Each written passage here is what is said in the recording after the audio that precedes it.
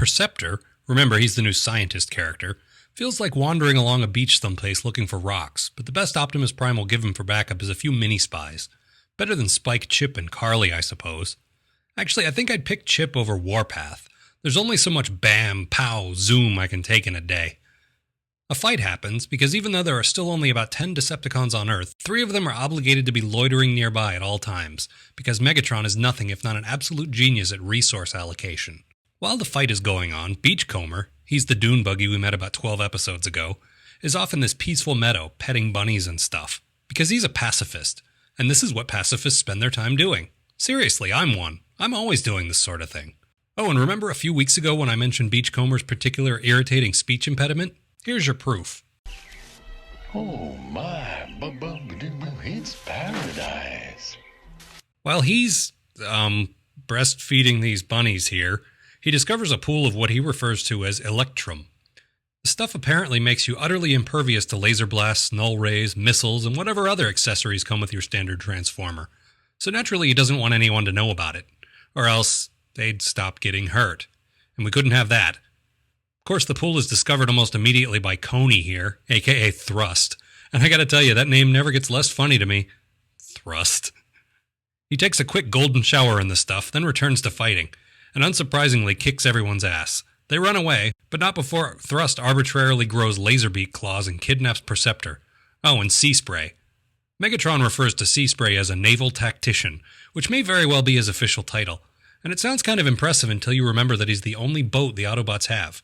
Much like his superhero counterpart, Aquaman, the team has patronized him by making him vice president in charge of stupid crap nobody cares about. Oddly enough, even though it's Thrust who drops off the prisoners, Megatron doesn't actually notice that he's been dipped in gold until after he talks to the prisoners. I wonder if all those jet guys look alike to him too. Is it racist to just call all of them Starscream? Speaking of Starscream, there's a pretty funny scene where he's ordered to test the Electrum and he's scared to, which includes a bit where he actually holds his nose before jumping in. I'll let you ponder that one for a moment. So the Decepticons all coat themselves in invulnerability juice and begin their reign of terror by wrecking up the peaceful home of these adorable woodland critters. Yes, Megatron truly is hardcore. Meanwhile, the Autobots put together a rescue party consisting of the same guys who couldn't hack it last time and Smokescreen. I bet you $5 he solves something by shooting a cloud of smoke at it before the episode's over. Oh, and they bring Mirage too. I was going to make fun of them for being fooled by his stupid invisibility trick yet again, but I guess they fooled me too. So, never mind. Incidentally, Beachcomber, who knows all about the Electrum, doesn't say a word and lets his friends charge into battle, knowing full well that they don't have a chance. And nobody even asks about his gold hand. I guess they just assume he's a Michael Jackson fan. Hey, who wasn't in 1985? The battle happens, you owe me $5 incidentally, and Megatron finally figures out a clever way around the highly advanced cloud of smoke tactic. Just shoot up the whole crowd, he's in there somewhere! Mirage runs back to base and gets more reinforcements, which makes total sense to me. If your enemy appears to have some kind of new invincibility and tramples all over a handful of guys, your best bet is to send in more. That's bound to work, right? It doesn't, but why all those Autobots aren't dead now is just beyond me. Especially since Megatron specifically gave an order to show no mercy. I mean, I know this is TV, but they could die off camera, couldn't they?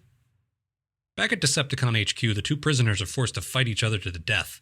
And while this is a particularly stale cliche, it's worth pointing out that it's a cliche that the show hasn't actually indulged in yet. They had to get to it eventually. Here is as good a place as any. So the Autobots, having endured 2 rounds of flawless victories, decide to send their greatest warrior, the giant Omega Supreme, into battle. What could possibly go wrong? Especially when he actually says, "Failure impossible." Might as well end the episode early because it's all over. What? You mean they defeated him too? No way. Finally, the Autobots work out that the Decepticons have some kind of special advantage and race out to find some of their own. Mind you, the stuff was already discovered by an Autobot before anyone else even got there, but he's keeping it to himself for some reason. I guess because he's a pacifist. Which is why he fights his way out of captivity and saves his friends. Okay, so I guess it's just because he's a dick. I really have no other explanation that works. So the Autobots get their own Electrum bath, since the Decepticons left one Starscream behind to guard it, and the character animators get to draw an entire battle using only one color. The Electrum fades away like nothing ever happened and the pool is destroyed. We even get a music cue that sounds kind of like wah wah wah. But then we get this last little bit at the end, which is legitimately bleak and depressing. We won. And people wonder why kids my age grew up cynical. And now it's time for this week's science lesson.